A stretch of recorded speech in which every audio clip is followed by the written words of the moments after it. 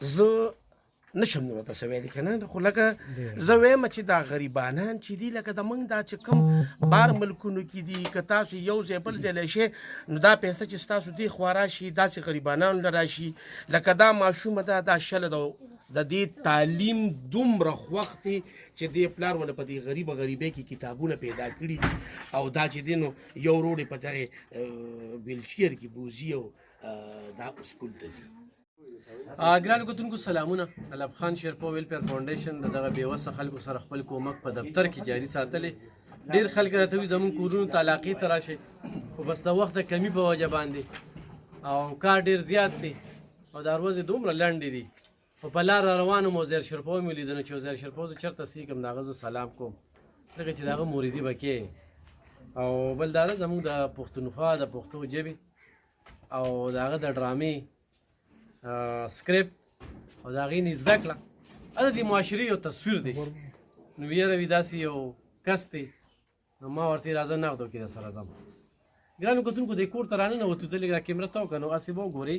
چې دغه دروازې نه هم پته لګي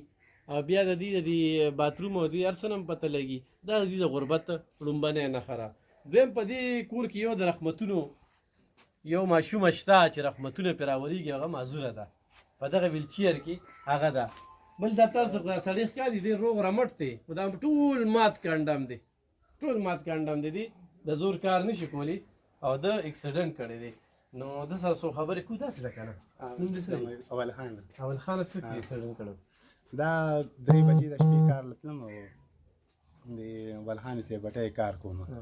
هغه کې بیا چې ځلم نو هلته کسان ناست وو چې غلا به شوي نه کسان چې راوتل موږ باندې ډزې شروع کړو موږ ته یې ودرېږه خو چې زه ودرېدم او ډزې ښه رسا روان شروع کړو هغې کې بیا زما سر لګېدلی وه دې اپریشن وشو بیا دا لاس مې پکې مات شوي وه او دا ځینې مې ټول خوږ شوي دا اوس لږ ښه شوه خو لکه زما دا لاس کار نه کړي داسې دا نیم سیټه بچي دې څو دي؟ 15 دا کور خپل دی؟ بس خپل ورته ووایم او وروڼه مې بس بیل شوي دي ښه بس یو کمره کور دی دا بچی دی معذوره ده؟ دا معذوره ده یوه چیرې ولې چیرې هم دغه دی که نه؟ بس دا سکول یې ډېر خوښ دی نو سکول کې هم داخله کړې ده نو دغه یې خو به دا سایکل هغه دغه ماشوم یې بولي دغه یو بس موږ وایي زه بس سایکل یې مې خراب شوی خو مزه مو د بوزي راولي تاسو کار اوس کولی شئ زه بیا نشم کولی دا کار دغه یو ماشوم دی دغه بس کار کوي ټک پک کوي راله نشم لا کولی هېڅ هم نشئ کولی زه اوس د روژې نه یو هفته روان دی د نهې ورځ وه چې لاړو د ټیسې رالو که د علاج ځای نیم نو چې ستا دننه رګونه چقېدلي دی کې او لکه د اوچېدو نه بچ دی خو چقېدلي دي لکه داسې زما دا لاس د اوچتېږي خو دا لاس زما داسې نه اوچتېږي ډېر باره.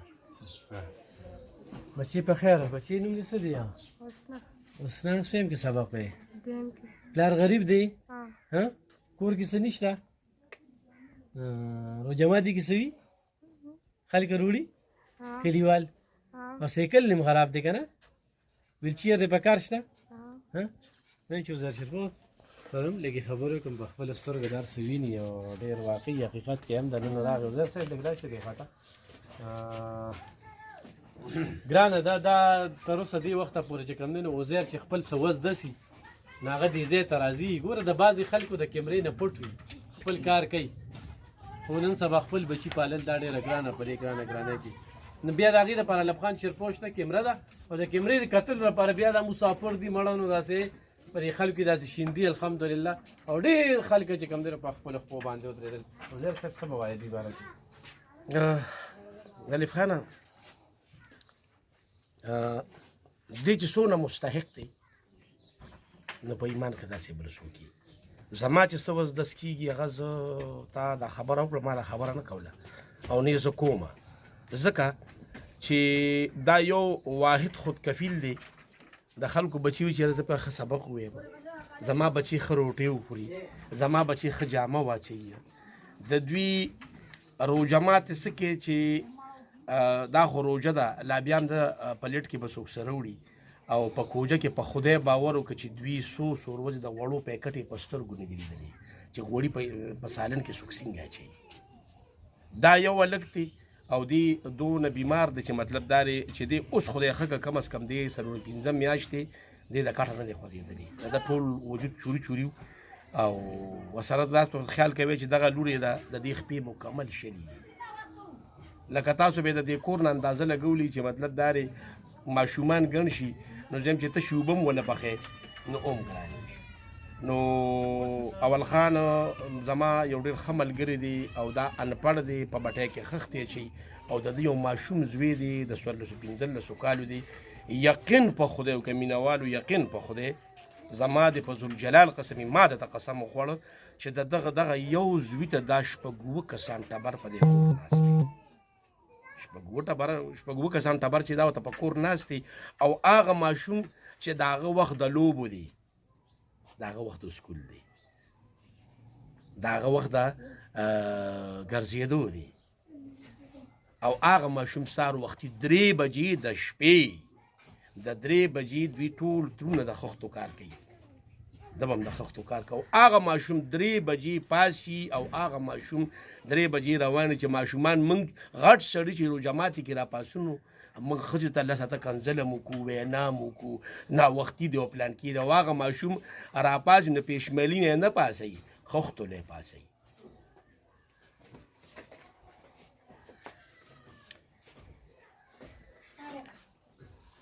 زه نشم نو ته سوي دي کنه خو لکه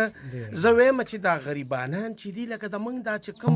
بار ملکونو کې دي که تاسو یو ځای بل ځای لشئ نو دا پیسه چې ستاسو دې خوا راشي داسې غریبانانو له راشي لکه دا ماشومه ده دا شله د دې تعلیم دومره خوښ دی چې دې پلار ونه په دې غریبۍ کې کتابونه پیدا کړي دي او دا چې دی نو یو روډ یې په دغې ویلچیر کې بوځي او دا سکول ته ځي ستا موبایل نمبر څه 0302 88 10 996 0302 88 10 996 ګران کتونکو دا لیشا قلا کې په دې نمبر باندې زموږ اکاونټ نمبر خو زموږ په لاسو باندې دوی سره مدد کول غواړي نو بالکل موږ ته رالیږل شي خو یې خپنې د سره کوي نو ډېره ښه ده چې دې مستفید شي زه په لار روانو موږ سودا کوله دفتر لپاره نو دا خو په نغدو کې چې کم دی نو دا خو ګوره غوړي مو واغېستل او چاول یې مو واغېستې خو چاول یې مونږ په دغه کې چې ګوتو کې لږ کم وي که نه او دا